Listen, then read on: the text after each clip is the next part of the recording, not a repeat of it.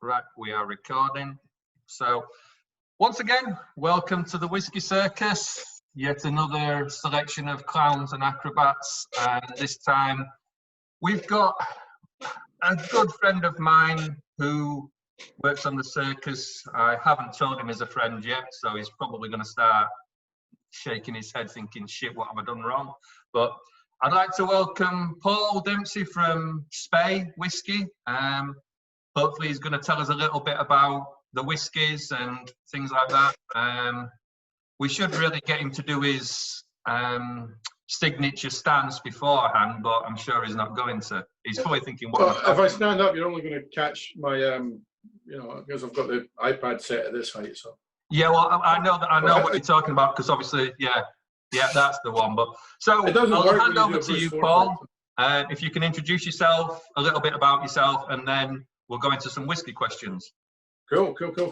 Okay, hi, good afternoon, everybody. I'm amazed that it makes a change to have daytime conversations. These things seem to be getting later and later all the time. So, yeah, as Soren said, my name is Paul Dempsey. I think I might have met some of you guys at festivals before. I'm currently the head of commercial at Speyside Distillers, which sounds bigger than it is actually. We're not a big company. There's only about 6 of us there. So part ambassador, part blender, part marketing person, part everything. Classic way of small companies. Yeah, I've been there for about 6 years. We produce whiskey mainly under the Spey brand name. And there's a reason for that goes back to a time prior to the distillery actually existing.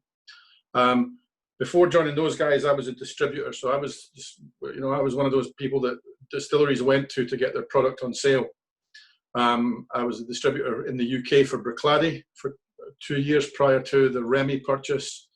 And for 9 years prior to that, I worked with a company called Cellar Trends, and we managed Bowmore, Morrison, Bowmore, Suntory, Glengarry, and originally they started with Isle of Arran back in 2002.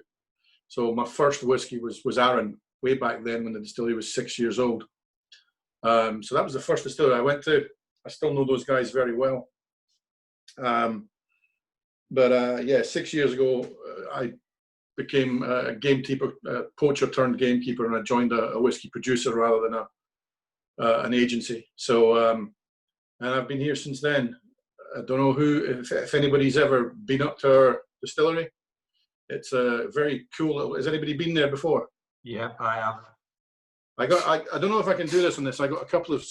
I can share some pictures of it while we're going. Yeah. So let me just. Yeah, well, I mean, while you're setting that up, yeah. That's all right. Me and Ed. Oh, so only the host can share this in the meeting, so I can't do that. Hang on then. Let me see about that. Share screen. No, wrong one. But it's an interesting little distillery. It's got it's only 30 years old this year, but it's got probably had more history in 30 years than a lot of distilleries have had in 100. Try that then, Paul. You should be able to go now. Let me just, does it share content? There we go. Yeah, here we go. So let me just, and I'll put these up so you can see.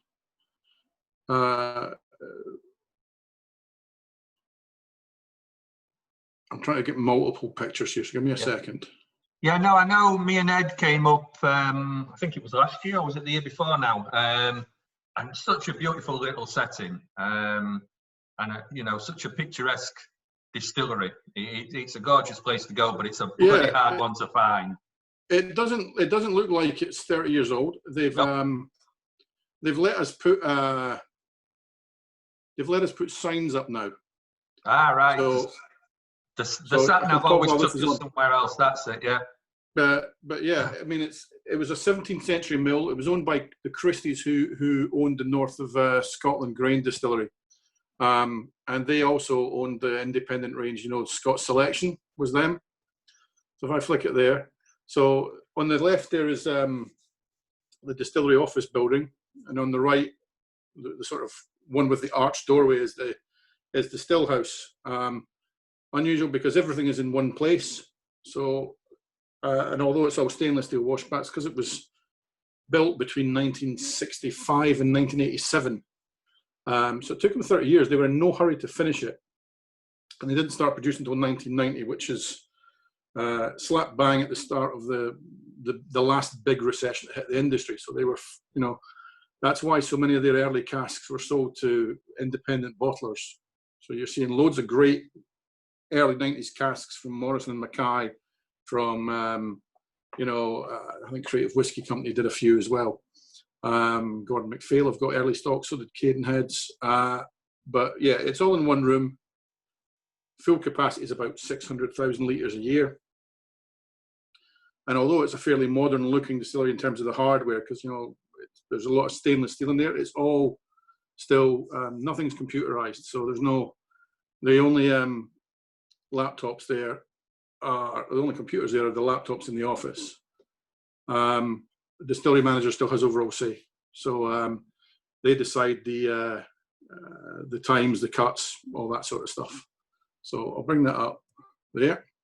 But it was never part of the Christie's empire commercially. It was George Christie's kind of weekend getaway.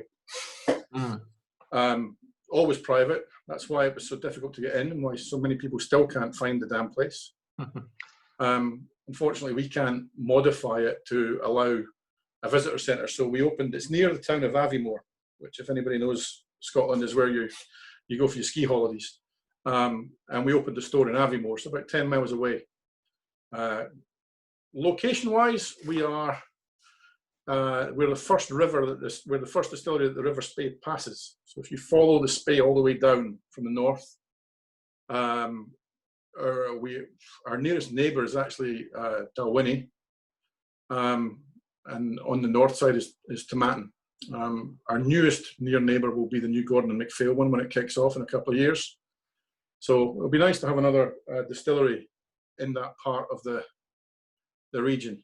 Trying to find us on Google is difficult because we're called this Speyside Distillery officially, which is an absolute pain in the neck on search engines. But when the Christie's built it, they used that name because that had been the name of a distillery that was in the Kingussie area a couple of hundred years previously that had long gone. So they resurrected an old distillery name. And of course, Speyside as a region, probably, I don't think was, you know, when they started putting that distillery, when they started building this one in the 60s, Speyside still wasn't a specific whiskey region. So we still get challenged on whether we're Speyside or Highland, because we're right on the southern tip. So. Yeah, I mean, that's one thing that kind of intrigued me, because obviously, like you said a minute ago, that it took, was it 24 years, nearly 25 years to build the distillery? Yeah. Obviously, it's a very traditional stone-built building, and very, you know, like you say, it doesn't look 30 years old. No, it was built by a dry stain diker, so yeah, one guy. Did a good job. I wouldn't hire him to do your bathroom or your kitchen, because it took 30 years to build the bloody distillery. So. Yeah, but I mean, one thing that I was interested there, because you sort of, you know, you say it's 600,000 litres. Is that staying at 600,000? Because wasn't it part of a deal that when you went with your new distributors that you needed to put it up a little bit for future sort of sales and that? Well, the distillery runs currently 5 days a week. So they could, I imagine if they went to 3 shifts a day, you know, there's an early shift, a late shift, 5 days a week. But if they went to, you know, 3 shifts or started weekend working, they could probably do 1 million litres a year on the current things. If they start tweaking stuff like, you know, their production times, because we're I think our distillation, our fermentation is over 100 hours at the moment. Yeah. They start doing that, they could push it a little bit further. Like most small distilleries, at the moment we don't. At the moment we're looking. I remember Bricklady were always looking at this. We've looked at various options about increasing capacity, or perhaps looking at, you know, extending the warehouse, which we can't because it's in a conservation area, or even, you know, doing what Penderyn have done and started to build a second distillery. We are a long way off, and because of the current recession, I don't think you'll see much things like that happening soon.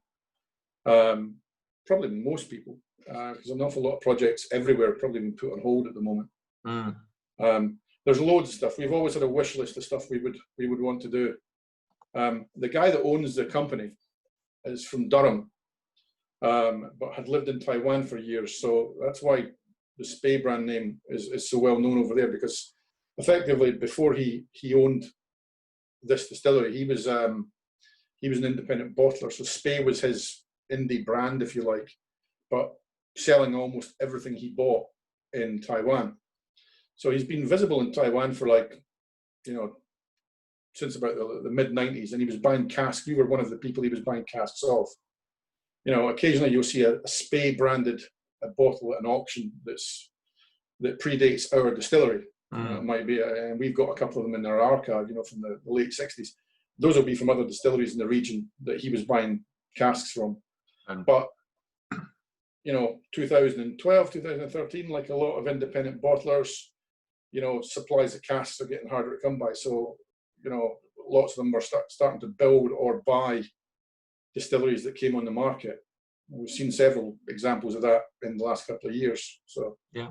So with the name, obviously, like you've kind of mentioned already, that you put your whiskies out under Spey, but yet the Indies seem to put it out under Speyside. So what is it a deliberate thing that the Indies have to put it out under Speyside so it's not confused with official bottlings, or is that just the way it's come about? I don't think there's any official guideline. We tend not to do. We haven't got an active program where we're selling current casks to indie bottlers. So a lot of the Indies that have got casks were people that would have bought casks under the previous owners. And bear in mind, at the end of the night, this distillery was I think there was only 2 single malt distilleries in the whole of the 90s that opened. It was always in Arran. Yeah. Straight into a recession. Lochside had just been bulldozed. Proclady had been mothballed. So they started selling casks straight away just to stay alive. And John, who owns the distillery, was one of the customers that was buying the casks. So Spey was a brand name he owned for use in Asia. So the current bottles now, if you ever see the old bottles, they'll have something on the label that will say Spey from, the Harvey Private Reserve or something like that. Whereas the modern bottles, if I can show that up to the camera, you'll see like in tiny little writing underneath the Spey, there is a from Speyside Distillery. Yeah. And that's, most people wouldn't have realized that he was an indie bottler prior to that, because pretty much everything he did was in Taiwan, because he lived there at the time. So, when he bought the distillery, he started working with Jim Swan, because Jim Swan had been working with Cavalan at the time. So we've got, we're part of that little group of distilleries that so Penderyn was involved in that, Cavalan, Speyside, Kilhoman, that all worked with Jim Swan,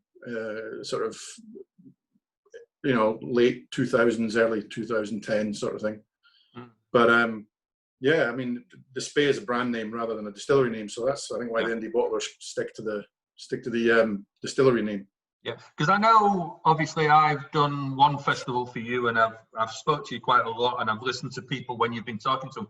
And one question that does get asked is, "Oh, where is the Spey Distillery?" And when you sort of say to them it's Speyside Distillery, it's like they get a little bit confused with that. You have some, especially when you work abroad. Yeah. Somebody says, "Oh, so where's your distillery?" I'm like, "Oh, it's the Speyside Distillery." "Yeah, but where is it?" I'm like, "Oh, it's the Speyside Distillery." "Yeah, but which distillery is it?" Yeah. Which one of the 44 or something? Like, no, it is. There is actually a distillery called the Speyside. And then for added confusion, some people think it's in Highland. And then you just watch, you can see the sort of cogs starting to go, and steam comes out of ears and stuff. And it's only one of those things. It's a strange one, but it's just the way it is. We couldn't choose where we put the distillery, and the name was already there when we got it. So. Yeah. No, it's cool. It gives it a nice talking point. So. Yeah, it does. And I know when I first sort of got into drinking your whiskies, it did confuse me, because you look at it, it's Spey, and then all of a sudden you've got an indie bottle of Speyside, and you're thinking, do you know, these taste a little bit the same? And then you kind of start looking, it's like, well, it's from the Spey, and yeah, you do get a little bit confused with it all. But I suppose at the end of the day, it's the whiskey that talks. This is not an industry that's designed for easy understanding, unfortunately. I mean, I love this industry, but spirits in general, it's so easy to sort of digress and go off. And you get a lot of, I mean, there are distilleries up here that will sell to indie bottlers, but you can't mention the distillery. Yeah. And so they'll put Speyside on, and then, you know, perfect example of what happens is around the world. We went into Canada for the first time a couple of years ago, and with some of the big retailers, because Canada's liquor boards, so you know, it's government forms, an absolute nightmare. But you have to fill out these giant forms, and you know, a lot of the indie bottlers that are selling in Canada, not so much the indie bottlers, but the own label bottlers, so the guys that are producing whiskey for the big supermarkets. When you do the liquor board forms, you have to declare the distillery that you're supplying from. So I had my Canadian importer came on and said, apparently Costco have registered that they have a whiskey from the Speyside Distillery. Did you supply them? Did you do a contract? I'm like, no, we're not big enough to supply a company that size. We, you know, they would be buying from somebody that's got millions of litres of capacity. It can't possibly be for us. But so sometime in the ancient past, a known label supplier at Costco, probably you couldn't mention a distillery on the label, or it was on the label it would have said something like, you know, Speyside single malt. And on the form online somewhere, somebody's ticked Speyside Distillery, and I had to send certificates and everything over from here to prove that we weren't, you know, that little tiny building you saw wasn't supplying an international supermarket that's available in every country on the planet. So one I question, don't know whether Costco then had to declare who actually was the distillery, because you know, I've never found out, but they do. They've got an own label one, and I think that's, you know. Yeah, so one question that's come through, jumping back to the distillery, how easy would it be to get work done to alter the distillery itself, or is it grade listed? It's in a national park, so it's a proper conservation area. So I don't know if it's listed, but we are effectively tenants on this national park land. We own the distillery, but you know, the actual, you got to be very careful about what you can and can't do there. It's also a nature reserve. So the RSPB, SEPA, everybody like that is always up there doing checks and stuff. Yeah. You've been there. You've seen the road, that not just even the access road to our distillery, but the actual road that you have to go down to find the access road. Yeah. You know, we do visits there now. We let people in, but you have to book by appointment, because we can only really let small groups in. Because we're so well known in Taiwan, you sometimes get these phone calls from tour groups and, you know, maybe Asian tour operators, and they want to bring like 75 people in. And you're like, you wouldn't get the bus down that road. Yeah. It would be hitting all the trees. You probably couldn't get down the access road. And with it being the building being the way it is, we can't alter it to put in things like a car park, wheelchair ramps, toilets. That's why we opened the gift shop in Aviemore rather than at the distillery. So yeah, I mean that's an interesting point then, because I'm aware that you have your whiskey taken away. I think it goes to Glasgow, doesn't it, for warehousing and things like that? We used to own our own warehouse, because of course the Christies were supersonic. They were blenders. They had a massive. When I joined this company, we had a 6-acre warehouse on the south side of Glasgow that several other whiskey producers were renting space in, because we didn't produce enough to fill it ourselves. It was decrepit and falling apart now, so we now warehouse within our house. So we've got space in one of their warehouses for our production. So yeah, it's never had warehouses on site right from the 90s. Everything comes off Carntine, bring it down to Glasgow, and it goes into Airdrie, where it's filled there into barrels. Bottling is done at a place called Houston's, which will be familiar to a lot of the indie bottlers. They've got a place out at Renfrew, so we ship the stock from there to the bottling, a third-party bottler out at Renfrew, they work for a lot of the independent bottlers as well. Yeah, I mean, and they're bonded, so that our stock then, our bottled stock sits there until it moves off to wherever it goes around the world. So again, kind of jumping back, I know we've sort of spoke about this, but somebody's come up with the big T word that we try not to talk about. But so obviously the distillery is, in theory, not open to tours. Obviously, that's the T word, tours. All right, I was trying to figure out what the T was. Else, but, so I know you're not open for tours at the moment, but do you see that starting again soon, or is it just the day-by-day thing? Are you talking about with the current sort of virus crap? Yeah. At the moment, I think pretty much every distillery is just sort of, I mean, some of them, Glenfarclas have announced they're not opening at all. I think Glenmory opened this week for tours. But yeah, we want to. We want to. One of the things we did when we took over, we could get the trade in. So a lot of the trade or the whiskey writers that we knew, if they contacted us, we would arrange a little private tour, and it would be the distillery staff that showed you around. So it would have to, you'd have to be there at certain times of the day. Yeah. One of the funniest things about whiskey, though, is we were forever finding usually Dutch or German people who would just, they would climb fences and, sneak in through gates and stuff. And it's always really funny when that happens. But under normal circumstances, we do tours by appointment. So if you contact us, groups of up to 15, 20 people at a time, normally we would arrange a tour from there. And we've got a couple of different levels. There's details on the websites and that. But yeah, you can, once the virus thing and the COVID things are sorted out and the distillery's back up and running, we will hopefully be open for tours again. But it has to be by appointment. Yeah, no, I think that's enough on the T word, so we'll move on. We want to show people the place. People can't believe that it was closed off for so long, Yeah, yeah. I mean, what gets me is, like you say, that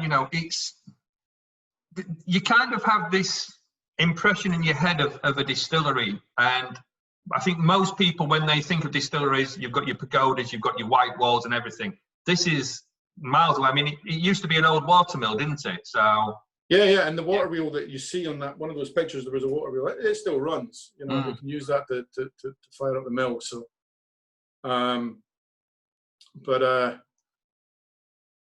yeah, it doesn't look. It's very cute. Most people would never understand that it's the actual distillery part of it's only 30 years old. So yeah. So moving to the whiskey, which is kind of what we're here for. I mean, I'm drinking the Tritini. So which one? 46 a cask. So this is the 46. Right. Cool. Which is your straight bourbon cask. So obviously, one question that always comes up, but we'll kind of put that into the question. So most of your whiskey is bourbon matured, and then with a finish. So what casks are you using, and what casks have you experimented with? Well, at the moment, the sort of current stuff that people would see in shops everything starts in bourbon. We've got one called a Speyside, which is a port cask finish. Yeah, so that's that. Yeah, and absolutely beautiful colour. Again, we do a cask strength versions of both of these ones. We've got a whiskey which I can see on the shelf behind you called Chairman's Choice. Yeah. Now that's the one that's like the 5th big selling single malt in Taiwan, and that is a sort of sherry and bourbon mix. It's a kind of classic Speyside flavour profile, if you like. That's the one that became the big seller in Taiwan when John was still an independent. So that's one of the few that you will see in Taiwan and in Europe. Whereas things like the Tritini and the Teni were no age statement ones that were launched primarily for Europe and the Americas. We're aware there was a different palate in the Far East. Other stuff though, when we took over the distillery, we do have warehouse stock, but we're not talking. This is a distillery that pretty much sold everything they had to stay alive in the 90s, so we didn't have a lot. So when we launched the range in 2014 with an 18-year-old, which is 100% sherry casks, and And if you can find bottles of it, there's still some out there. If you can find bottles of it, it's probably one of the best bargains going, because I think it was about 70 quid a bottle when we launched it. It's an 18-year-old, 100% sherry cask matured. And also, each year when we did a batch, all the liquid came from the same year, so technically vintage dated. Serial number on the front of the bottle would be the giveaway, because you'll see it'll start with like a 96 or a 97 or a 98. So that's the year. Downside, though, think back to the end of the 90s. So if you can see a 96 serial number 18-year-old, it's dark brown, because this distillery started bottling 93, so they were buying brand new sherry butts. But the stuff that was bottled 98, stuff that was laid down 98, 99, it's much, much more pale, because by then there was no, a distillery like ours, there was probably no way they would be spending big bucks buying brand new casks in Spain and bringing them over. So they were rerunning everything. Other casks we work with, a lot of experimental things at the moment. We've got, thinking of what, good thing about our distributors, one of our distributors owns a distillery as well in Switzerland. So we've done cask swaps with them. So we've got, they do a lot of wine cask stuff. So we've got some interesting wine casks in the warehouse at the moment. Because this was our 30th anniversary, we'd gone down to Spain late last year and bought some old Solera barrels from some of the very, very rare, some of the really, really high-end sherry bodega. So not sherry seasoned. Yeah, these are proper old Solera casks. Though that probably won't be released this year now, because of everything having to shut down for 3 or 4 months. But so I take it that'll be a finish then, rather than a maturation. Yeah, but we want to make it good. So the idea was we would taste that one regularly, because these are going to be very small releases. I mean, we've got like 20 barrels or something. Yeah. But we've got experiments going on everywhere. We've got port casks. We've got tawny port casks. We speak to a couple of different cooperages down in Spain and France, and we've got some Italian wine casks that we got. Believe it or not, they came from our Swiss distributor. So they're currently sitting in Inverhouse. They sent the empty casks across. We filled them. They might become a Swiss, maybe a Swiss festival release or something. But these are all just little single barrels. It's all playful at the moment. Yeah, I mean, one thing that impresses me with your whiskey, so like the Tritini, we know it's young whiskey. There's no denying that, but it's so fruity. That's obviously down to the sort of 100-hour plus fermentation. So yeah, I mean, it's 120 hours, and if you look at think back to that picture of the distillery, the stills are quite tall. And they're not rushing. So it is extremely light, extremely fruity. It catches a lot of people out, because the cask strength version of that Trutina that you've got there, I mean, that's a whiskey that's it's mixed ages. So we've got maybe 6, 7, and 8 years old all married together.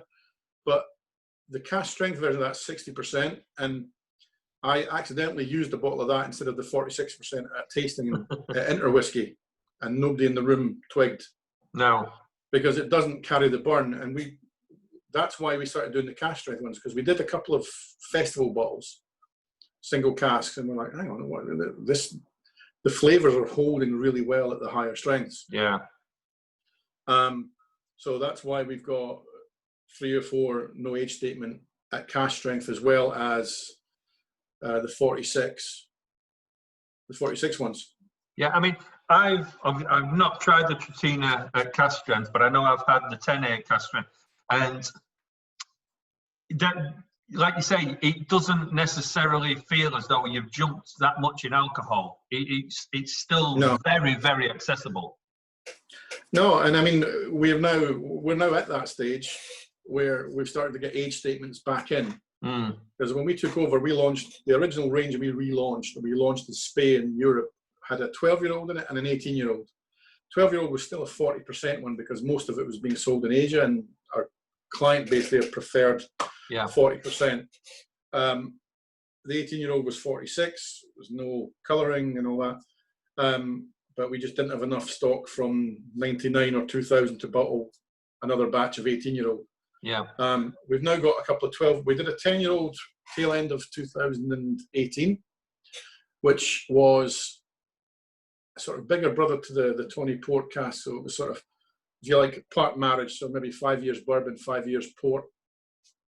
And it caught us completely by surprise because the reviews it got were spectacular. You know, it was one of seven whiskies that got a grand gold at Concord Mondial. Boutique got one, Paul John got one, Kavlan got one, we got one. No other distillery from Scotland picked one up. But we only bottled 3,000 bottles because we didn't want, you know, we're doing a lot of this stuff for the first time. We've just launched a 12-year-old port cask. And again, there's more of a maturation element to that rather than a finish. It's a much longer finish. The 10A that most people are familiar with is like a sort of between a 6 and 8 months cask finish. Yeah. But the new 12-year-old Tawny Port it'll be a longer cask finish. And we've also launched quite successfully in the last couple of years peated whiskies, including now a 12-year-old peated as well. 12-year-old would be liquid from 2003, 2004 onwards, when production levels would start to climb again. You know, a lot of distilleries were really low in production at the end of the 90s. This one certainly was. So it's good to have a mixture of both. We'll never have a range solely of age statement, but yeah, I mean, that was one question that I was going to put to you, because I know when I did the stand for you in Scotland, one of the questions that was asked to me regular was about the peat in your whiskies. Yeah, I've just realised my 12 that I've got behind me is the peated version as well. Yeah. My mouth suddenly started watering when you started talking about the Tawny Port at 12, and I'm thinking, sure it wasn't. It would have been gone by now. Tawny Port is just starting to appear in shops now. Yeah. It was getting launched literally the week that everything went into lockdown was the week that was bottled. Yeah. So I'm assuming with your peated whiskies then that your peat is probably coming from Aberdeenshire. Yep. Yeah. So it's a Highland. Yeah, we sourced the malt for that from Crisps at Port Gordon, but it's not Island peat. So. Yeah. And what ppm is that done to? Do you know? Well, this caused a lot. This caused a lot of discussion in our office when we decided to do peated whiskies, because it was a great fun day. We took bottles from every year of barrels that we had in the warehouse, because it's only the last couple of weeks of each year that they do it. And the levels of peatiness were different in every barrel, which is why we didn't put an age, because the original plan was to do an age statement with peated whiskey, and we didn't, because to get the first batch out, to get a batch of 18,000, we mixed 3 or 4 different years. At bottling, we think it's about 25 to 30 ppm. But there was different levels, because I think they were just buying in. You know, we weren't there in 2002, 2003 when they started buying peated barley. So yeah, some of the single casks, we've done some single casks of peated barley. We did one for Spirit of Speyside, and we did one for our Belgian distributor. And you know, ppm levels are way higher than you've got in the 12-year-old behind you. But that is one barrel. Yeah, you know, distilled last week of the year before Christmas. So now you're getting those age stocks in. Do you see yourselves putting predominantly more age statements out and kind of backing off the no age statements, or will the no age statements always be there, just accompanied by the age statements higher above? There's no hard fast rules on this. I'd like to keep a bit of both. We don't have as much stock that we could use for age statements as we do no age, because when we took over the distillery officially properly around 2012, that's when production levels went back up. Production levels before that were all over the place. You know, they were doing own label work for some people, they were doing contract work for other distilleries, they were releasing Drumgoish and all that kind of stuff. So Some years they would have done 500,000 litres, some years they might have done 100,000. Our stock levels are a lot more consistent from 2012 onwards, but that still puts us at a very young stage. But you know, I'd like to keep age statements in the range, coupled with the no age statement. Some countries around the world are still obsessed with the number on the front, and to be honest, I don't think you need to be. I think it's. I love seeing the looks of surprise on people's face when they've told you at a whiskey festival that they only drink 18-year-old. Yeah. And then they realise they've had, you know, a 4-year-old from a new distillery. I love the response to that. So. Yeah, I mean, one thing that interests me, so everything, as far as I'm aware, that you put out is all natural colour. It's all non-chill filtered. You know, you can tell that it's naturally coloured. On the Spey range, yes. Yeah, well, this is where I'm going. But then you have, and I'm sure by the way you've just reached out to some. Yeah, so there's obviously that black stuff that you have in a bottle. So do you want to introduce us a little bit to that one? Yeah, right. That's a whiskey that's called B&Do. And actually, you've led me. We didn't script this, but you led that in perfectly, Soren. Yeah. Our distillery, under the old ownership, was doing contract work for other producers. And one of the contract things they did was a whiskey called Kudu. Generally perceived to be not a very super quality whiskey. It was a low price whiskey. Kind of meant, I think, to kind of replicate a more affordable version of Lochdu, which was made up at Manickmore. Kudu was originally, I think, done for a Danish distributor, but kind of cropped up everywhere. And when we took over the distillery, people knew it came from us, although they didn't realize that we'd made it to a brief set by somebody else. So we were getting so many requests if we were going to do the black whiskey again, that, you know, it's like, well, nobody's going to ask us to do a 10,000 bottle run for a specific market. So a bit like we did with the cask strength, we did a small batch to start it. We called it B&Do because that's the Gaelic phrase for Black Mountain, which is, you know, the nickname of the mountain behind the distillery. And we put it out, and it's now probably the second biggest selling whiskey we do, but it sells well in different parts of the world compared to the Spey name. Changes between that and Kudu, it's at a higher ABV. There is older liquid in there, and we're using a lot of port casks in that, because we already had the connection with a lot of the cooperages that we were sourcing port casks for the tawny. So I think there's certainly a better flavour than the previous versions because it's ours now. But it's actually found a kind of completely different audience. But the brief was it had to be the black whiskey, and you can't get that colour. I think even Bowmore couldn't get it that dark on the black Bowmore, and it was underground since about 1964 or something. So, but that's it. It's actually been adopted quite a lot by a lot of the local places around the distillery. You know, Aviemore. If you drive through Aviemore, you'll see it on billboards down the main street. But we sell a lot in America, and we did some partnerships with that one. So we did a bottling for Harley Davidson, because the biggest Harley Davidson rally in Europe takes place in Aviemore, next to the distillery. Ah. So you'll see it if you find it online. It'll be called the Thunder and the Glens bottling. And we've done a couple of different. Every year they'll pick a couple of batches and bottle them for their crowd. So we get the biker guys who might not be whiskey collectors, but this is something for them. And we also did a version of it for the Flying Scotsman train, which is in the National Railway Museum at York. So you can get versions of the B&Do with the Flying Scotsman train on the label, because they wanted a whiskey to partner with that, and they liked, again, they'd seen the black one. It was interesting though, because you know how in-depth whiskey questions can get when you work at festivals. Wait till trains come into it. Yeah.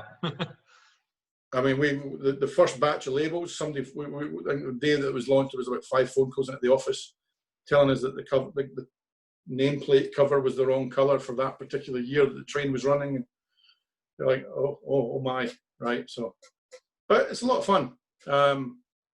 And if you do a genuine blind tasting where you can't see what's in the glass, we get some good feedback from it. No, I mean, I know when I did the table for you, that blew off. People were coming up. Is that what you're drinking? No, it's the big jam, that, Paul.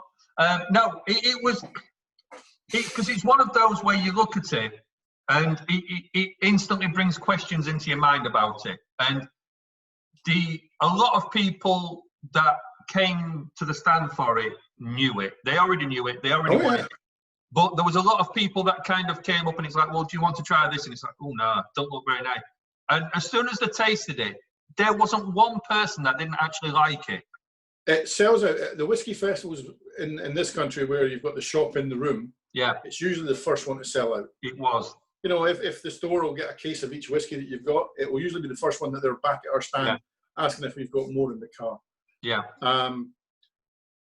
Different countries, you know, we don't sell it in France, for instance. In Germany, there's a rule that you have to put, if you've got E150 in your bottle, you've got to have it on the label. So it's got a sticker in Germany, which in some markets can be, you know, a negative effect. Yeah. That said, we don't usually have it on our stand at festivals in Germany, but our distributors orders it regularly. Yeah. So they've got customers for it. And you're right, the rest of most of the Spey range is non-chill filtered, no colouring. The Chairman's Choice behind you is a 40% one, and it's got E150 because almost all of that sells in Asia, and that's the one that we, you know, the customer feedback that was coming in from there was it needed to, you know, they've always got to try and, that's the closest we have to always have every batch the same. So yeah, that's the thing, because I think a lot of people kind of miss that point, that it's not necessarily because you want to put it in, but some markets insist that E150 is in there to make it consistent. I'm a big fan. I think attention to detail and provenance is something we should encourage. Completely, you know, Aaron, when we started working with him, we're always no added colour. Briclady were the same, and it is. I just think I don't think there's ever been a definitive test where people can detect it flavour-wise. But I just think, you know, in the current climate, especially nowadays, when you can find out the name of the farmer's son that grew your cow for your steak, we should be as honest as possible. But it is, you know, it is what it is. It's a strange kind of thing. And a lot of people don't realise, especially, you know, that aren't in the trade, a lot of people just don't realise how much, you know, E150 would be used. You know, every supermarket own label whiskey, perhaps. You know, all these big blenders. You know, there's got to be millions and millions of bottles of some of these big, globally renowned blends, and just because of the nature of those products, they need to look the same in every single country you go to, year after year after year. So I get it, but we're doing small batch. You know, sometimes as small as 1,000 or 1,500 bottles. So it's such another process we don't generally need to use, but we had to for B&Do. So, you see, I think that's it, because I think it's an educational thing that's kind of lacking in a sense, because I've had a lot of people that come to a stand where I've worked, and they'd look at this one and say, "Oh, you don't want that. There's no colour to it." And then they'll pick up the one that you know has got E150 and say, "This is a lot better because it's darker." And that myth has got to go. But I also see the argument of having that consistency in there. Yeah, well, our peated ones, the Fumari, the no age statement one, is refill bourbon cask, so same as the as the Tritina. So that's that one.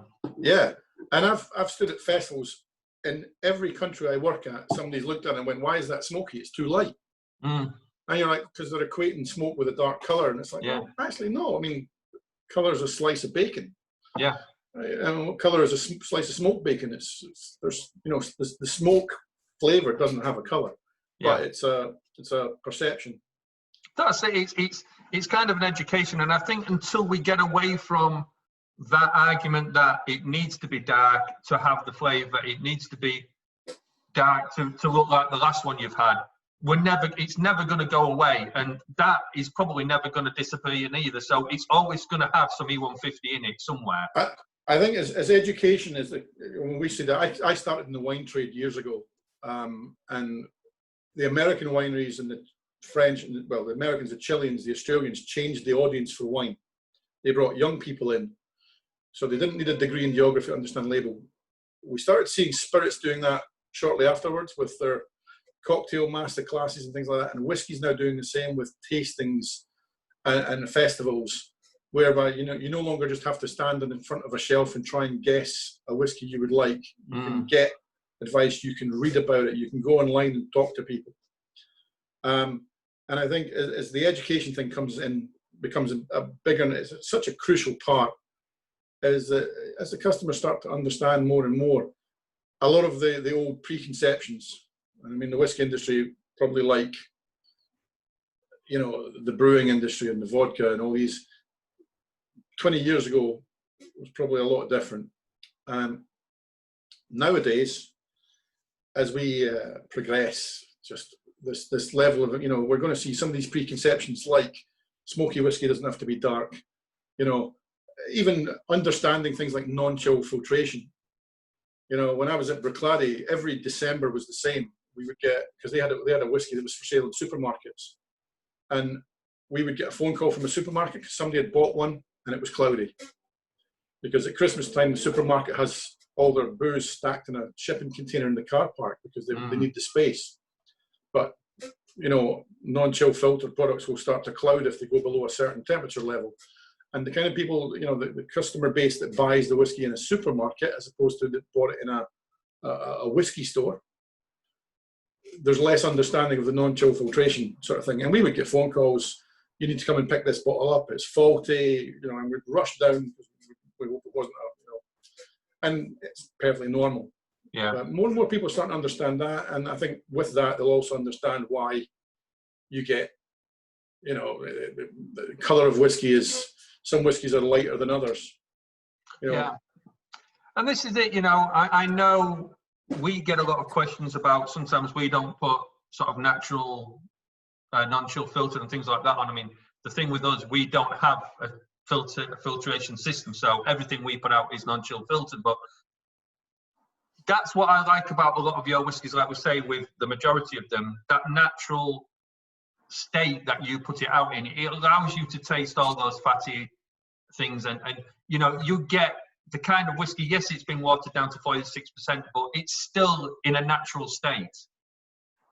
Yeah, well, when I joined in 2012, my predecessor at Speyside had been there for about a year. It was Gordon Wright, who'd come from, his background was Bruichladdich and Springbank. And I think when John originally bought the distillery, and his first attempt, he brought his Asian range to Europe. So everything was 40%. And it was, people took it to try, but it was only when Gordon got in there, and I think he was the one that first suggested, and Jim Swan and all these guys, going to 46. Because at 46, we can do non-chill filtration, and we can put that on the label. And, look, Bruichladdich, Arran, Springbank, they all say that. And you can, think that level of attention to detail, that level of provenance, it's just a little bit more. Yeah. Gives people, gives people a little bit more information. Yeah. No, I get that. And what I'm going to do now is I'm going to end part one, because I'm conscious of how long we're recording for again. So at this point, I'll say thank you to you, Paul. It's been a great chat, and then we'll start the second part and we'll go from there. So thanks very much for the formal part of it, and we'll carry on in a minute.